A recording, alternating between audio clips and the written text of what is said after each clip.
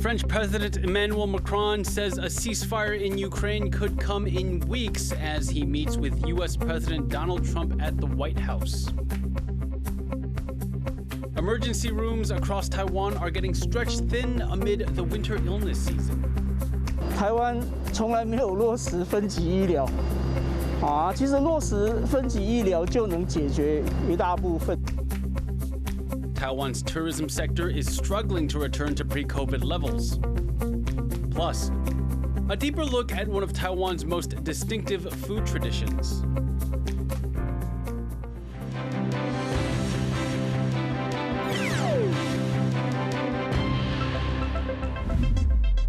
A warm welcome to TaiwanPlus News. I'm Liao. U.S. President Donald Trump and French President Emmanuel Macron have held talks at the White House to try and find a viable path to peace between Russia and Ukraine. On the same day, the U.S. twice sided with Russia at the United Nations, Rosie Greninger reports. French President Emmanuel Macron is in the US, looking to get on the same page as the country's new leader. Barely a month in office, US President Donald Trump has upset the balance of long-standing international relations, engaging in peace talks directly with Russia about the war in Ukraine, without the involvement of Kyiv or Europe. But after their in-person meeting, Macron is more optimistic about working together for peace in Ukraine. Et je veux vous dire combien, après ces échanges avec le président Trump, je suis convaincu qu'il y a un chemin. Nous avons partagé nos convictions, nos exigences. Nous savons tout le travail qui reste à faire et donc dans les prochaines semaines, nous avancerons ensemble et nous aurons l'occasion, nos équipes puis nous, de nous revoir dans des formats différents pour faire de cette paix solide, durable, je l'espère avec beaucoup de force. Both leaders say they want peace for Ukraine, despite differing on how to achieve that. Macron is pushing for a truce to be in effect before negotiations involving all stakeholders take place, including Ukraine and Europe, while Trump is shifting Washington more closely to Russia, suggesting Ukraine would have to give up territory to end the conflict. The US president has also attacked his Ukrainian counterpart, calling him a dictator and accusing him of starting the conflict despite Russia invading Ukraine in 2022. After speaking with Macron, Trump reiterated he wants a quick end to the conflict. It's time to end this bloodletting and restore peace, and I think we're going to do it. We've had some great conversations, including with Russia. Great job. Thank you. Despite the amicable front, there were some cracks. Once firmly on the same side, the two countries visibly disagreed on the cost of helping Ukraine defend itself from Russian aggression. Trump has falsely claimed Ukraine owes the US $500 billion and wants that returned in access to rare minerals, claiming that Europe is being paid back for what it's put into Ukraine's defence, a claim Macron corrected. Europe is loaning the money to Ukraine. They get their money back. No, in fact, to be frank, we paid 60% of the total effort, and it was through, like the US, loans, guarantee, grants, and we provided real money, to be clear. We have 230 billion frozen assets in Europe, Russian assets, but this is not as a collateral of a loan because this is not our belonging. So they are frozen. The disagreement was also clear at the UN, with the US siding with Russia in another major turnaround on its stance on Moscow's invasion. It voted against a UN resolution urging Russia to withdraw from Ukraine, alongside North Korea and Moscow. Despite that, the two leaders in Washington did find some common ground. Trump backed Macron's proposal to deploy peacekeeping troops in Ukraine once a deal is struck, and the US president said he believes Putin will also agree to that. This comes at a pivotal time in the conflict, with Ukraine marking 3 years since Russia invaded. In Kyiv, President Volodymyr Zelensky gathered support for Ukraine's cause, meeting with more than a dozen visiting world leaders. We must do everything in our power to enable Ukraine to secure a just and lasting peace, a peace that cannot be achieved without Ukrainians at the table. That is precisely what Canada is focused on. Canada has been a steadfast, unshakable partner to Ukraine since the beginning, and that will never, ever change. Ukraine will be high on the agenda when another one of its European allies, UK Prime Minister Keir Starmer, visits Trump in Washington in the coming days. More high-level talks as Europe attempts to find consensus over the conflict in Ukraine. Ethan Pan, Harrell Hughes and Rosie Greninger for TaiwanPlus. Week after week this winter, Taiwan has seen medical visits for flu hit decade highs, stretching emergency rooms to their limit. A nursing shortage is a big part of the problem, and doctors say misuse of medical resources is making things worse. John Van Trieste reports. On Monday, major medical centers in Taipei saw dozens of patients waiting in the emergency room for beds. In some hospitals, upwards of 70. The result of a wave of flu and norovirus cases stretching hospitals across the country thin. Grueling conditions and low pay have set off a mass exodus of nurses into other professions in recent years. Nurses' unions say despite government caps put in place last March, at busy times, there may now be as few as one nurse for every 18 patients. So even if there are empty beds available, hospitals don't have the staff to look after them. 那他本来是急诊的业务，人进来，那他有各种不同的急诊的状况要处理。那现在因为没有办法上去，他就得要去处理住院这一些 routine 的，就你我还要一直在进入的病人，其实对他来讲是不堪负荷。 With fewer than 60% of registered nurses still in medicine and several hundred quitting each month, this problem could be a long-term one. But the nursing shortage isn't the full picture. Some doctors are upset at a tendency for patients without urgent conditions to skip over primary care doctors and come straight to emergency rooms, especially at big prestigious medical centers, wasting medical resources. 台湾从来没有落实分级医疗，其实落实分级医疗就能解决一大部分。轻症本来就不该直接跑到医学中心。 The health ministry has been working on a solution, holding 3 rounds of discussion with medical workers. Part of its plan is spending more to stem the exodus of nurses. 行政院从去年开始通过，也就是4年275亿的投入在护理人力留才的准备计划里面。 It also says it will work on the availability of beds and encourage cooperation between different hospitals. But it's also heard doctors' concerns about the use of medical resources and says it will put out more information encouraging people to consider whether they really need urgent care.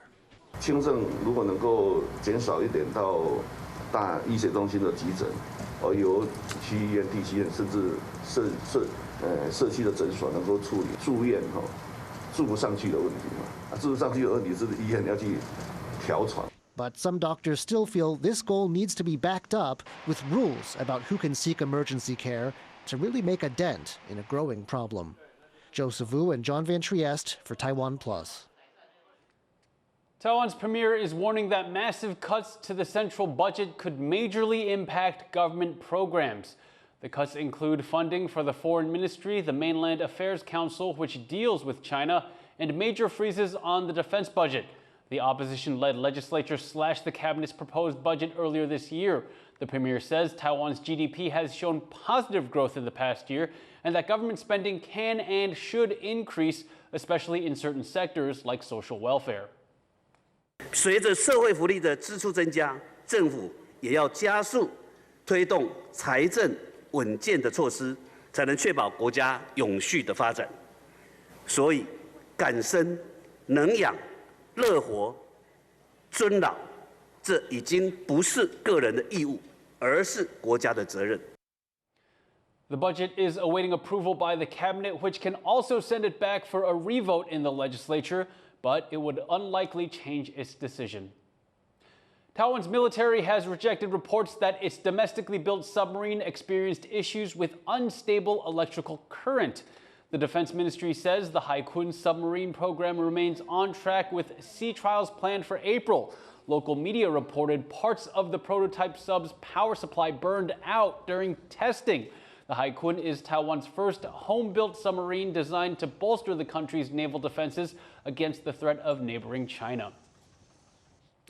Taiwan's Coast Guard has detained a ship suspected of cutting submarine communications cables off the southwest of the country. They say the Togo-flagged ship was spotted lingering near the Penghu 3rd undersea cable in the days before it was cut early Tuesday morning. They later discovered 8 Chinese crew members on board. The ship has been escorted to Taiwan for further investigation. This is the second time this year a ship linked to China has been implicated in the severing of an undersea cable. These cables are vital to Taiwan's communications infrastructure and defense. Salvage operations are underway after a bridge under construction collapsed in South Korea, killing at least 4 people and injuring 6. The accident happened in the city of Ansong, 80 kilometers south of Seoul. The steel structures supporting the highway bridge gave way after being lifted into place by cranes. Acting President Choi Sang-mok ordered rescue teams and resources to the scene. How AI can be used and abused in the human rights sphere is the focus of an international convention happening in Taiwan. The 4-day event includes hundreds of speakers, including Taiwan's Vice President. Reese Ayers is in Taipei with more details.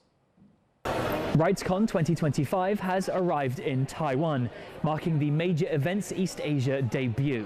The annual Human Rights Conference analyzes the intersection of technology and human rights.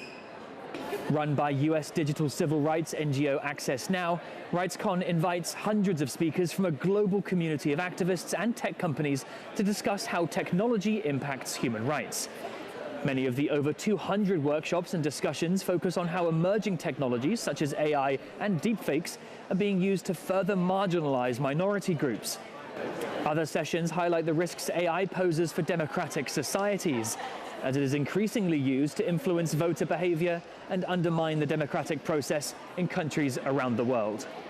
And among guests speaking at the event, Taiwan's Vice President Kim Xiao, who highlights Taiwan's position at the frontier of democracy and technology.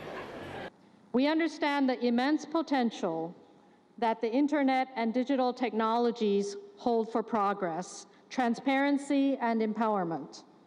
At the same time, we are acutely aware of the challenges that come with these advancements, challenges that test our resilience and commitment to a free and open society.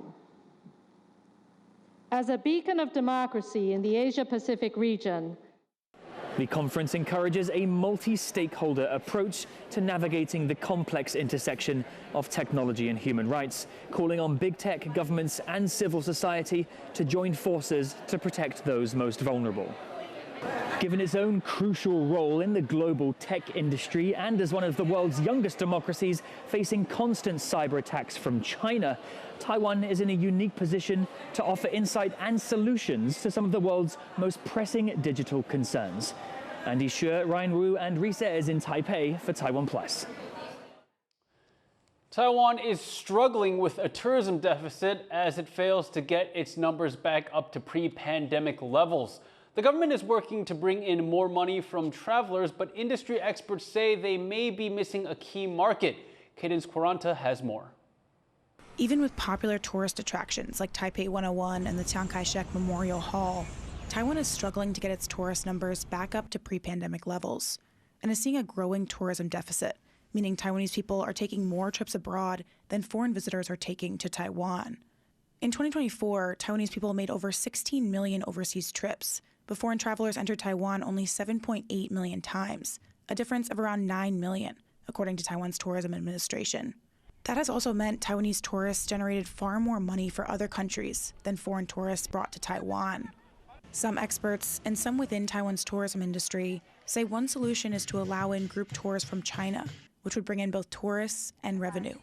2022年跟2023年平均一个观光客来台消费大概就是90块美金左右。在2015年跟2016年，台湾大陆客来台湾的消费跟日本客人的消费都是222块美金一天哦。For over 4 years, Chinese citizens have been banned from visiting Taiwan, a large blow to the country's tourism industry. Recently, China announced it would allow tour groups from Shanghai and Fujian to start visiting, but these groups have not materialized, because Taiwan has insisted the details first be discussed by cross-strait tourism associations, a request it says China has yet to respond to.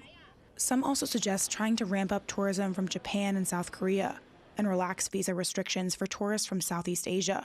越南客人现在的整个签证要求其实比疫情前还要来得严格的，好，这些都是可以争取的方向。Taiwan's tourism administration says it will work to increase tourism in 2025, hoping to attract over 10 million visits from foreign tourists. But as Taiwan's tourism deficit widens, some doubt it will be able to close the travel gap. Justin Wu and Cadence Granta for TaiwanPlus. Stay tuned because coming up after the break, Taiwan is set to play against Spain in its last match at the World Baseball Classic qualifiers tonight. We're here at Taipei Dome as the teams prepare for the game.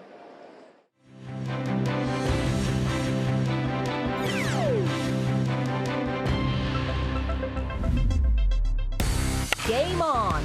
Taiwan's national team takes the field, ready to conquer the World Baseball Classic qualifiers. Meanwhile, CPBL spring training is in full swing, with teams gearing up for an electrifying season. 当然新目标就是希望自己的身体可以保持健康，这是非常重要的。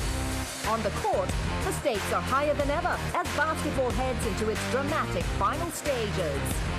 抢投一个大号三分，林志杰结束。 Athletes across the island are prepared to give their all in 2025. This is the moment. Game on Taiwan. 三分炮！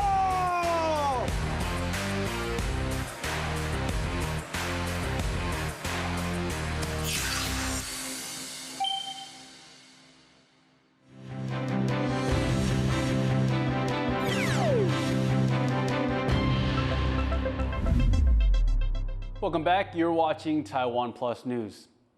It's a big night here in Taiwan with the country's national baseball team set to compete in a make-or-break match against Spain. It's their last chance to make it to the World Baseball Classic tournament next year. Our reporter Sandy Chi is there to see what fans expect from the game. It's the last day of the World Baseball Classic qualifiers here in Taipei, and Taiwan is set to compete against Spain in a make-or-break match. Fans are excited to see what Taiwan's players competing unnamed Chinese Taipei can pull off. 希望打击能串联起来吧，就是让因为前几场都有安打是还不错，只是都没有把握机会，就是差一点点。哦，当然是为我们台湾加油啊！张雨晨全力打！哇，我希望台湾队长加油！台湾 number one！ This is the second time Taiwan will play against Spain at the qualifiers. The team lost to the European squad in their first matchup, 12-5 last week. It was a challenging game for Taiwan, narrowly escaping the mercy rule, where the game would have ended early because of a huge lead.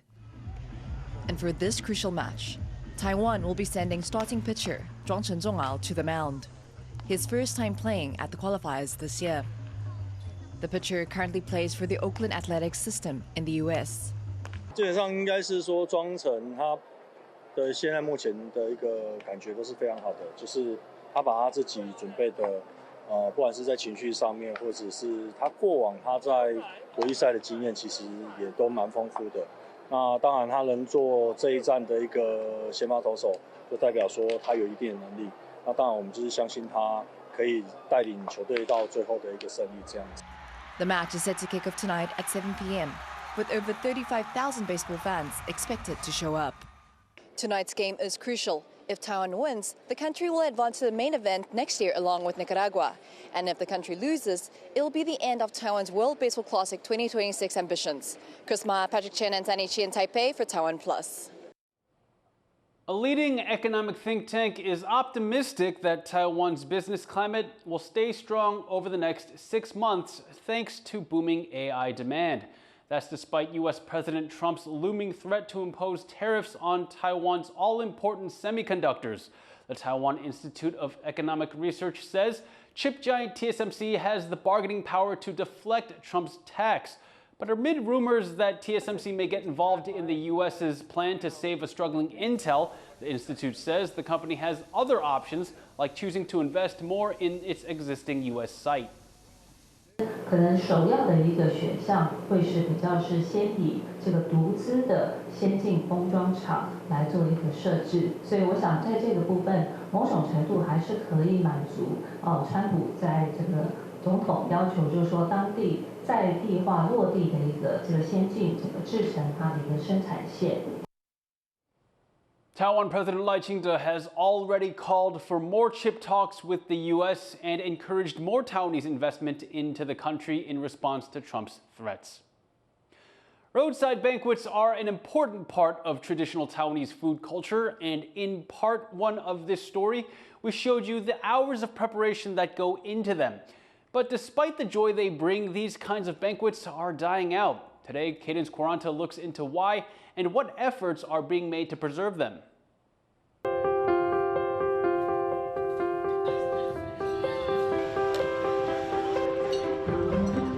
As lunch is served at this traditional Taiwanese roadside banquet, the master chef, Ah Tan-shi, says he sometimes peeks out of the kitchen to see his guests' reactions. It's what he loves about traditional, old-style Taiwanese dishes.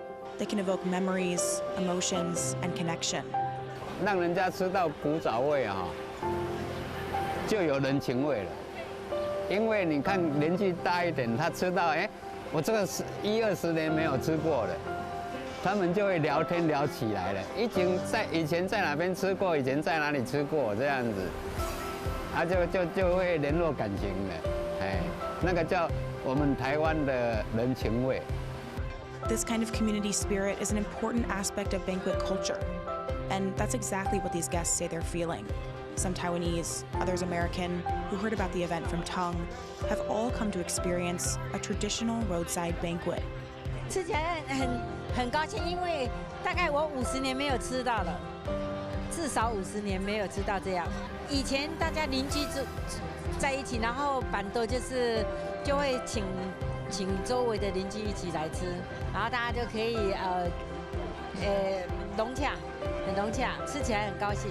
希望这个好吃，我们的饭馆在美国也开办这种事情，我相信会很受欢迎的。Here today are also other chefs and even a Taiwanese celebrity. This truly is special. You can definitely feel like the energy of the room. Like everyone's like very excited, and then I'm sitting around with like mostly strangers from back home, but just because we're bonding over food and just like so in awe with the food, it's just like easily to connect with people because of that. I think we should close off all the streets all the time. Yeah, all the have time. Banquets. It's such a fun part of the culture that I hope it's not lost. Yeah. You know, because as soon as a street is closed off here in Taiwan, everybody knows, okay, it's a celebration of something. You know, it could be a life, it could be a wedding, it could be the life of somebody. And so it's just a nice way to involve people as well as the community. Even after guests leave, the experience of a roadside banquet does not end, because guests must always be sent home with extra food. 那个打包的话，过去它是有实际的用途，因为以前的人是用走的嘛，然后你可能要走半天的路才能到家，那你这个路上或者你就要带有东西可以吃。现在的话，它还是演变成就是有这样的传统。Yet, even with all the joy they bring, traditional roadside banquets are dying out in Taiwan. Over the years, there have been fewer and fewer. Many say their disappearance is inevitable. 这个就比较伴随着就是整个外食产业的改变，也就是有越来越多的大餐厅、大饭店。那对台湾人来讲，开始觉得说在室内吹冷气吃饭好像比较舒服。还有场地的限制啊，以前马路一搭就可以了，现在还要申请，还要通过，怎样，很不方便。年轻人没有再出来了，像你们这样的年轻人。 他不做这个了，因为太累，时间长。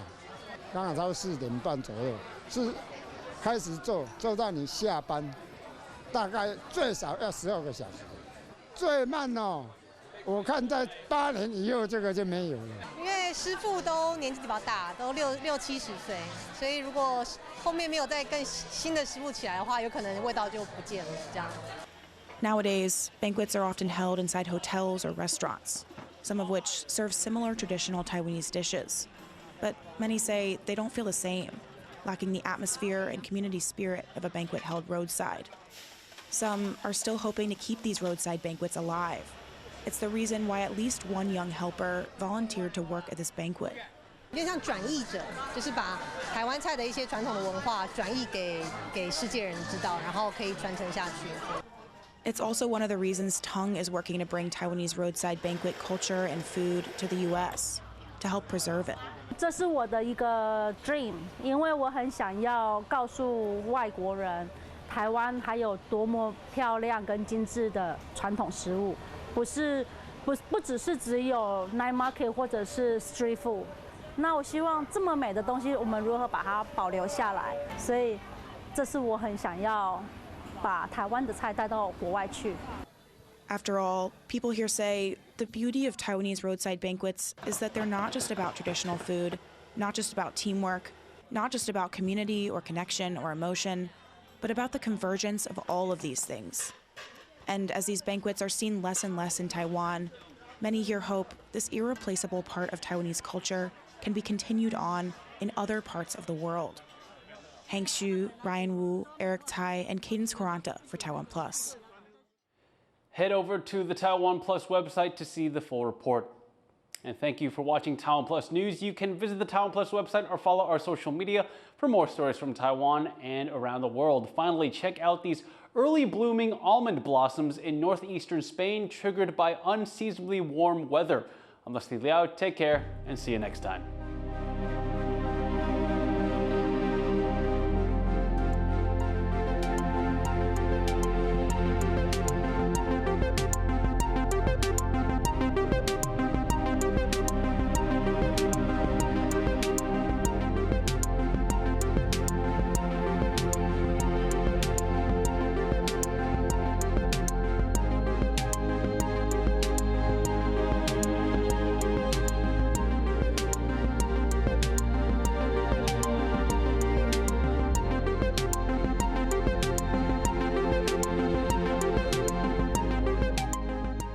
For more stories from Taiwan and around the world, be sure to follow TaiwanPlus News on social media.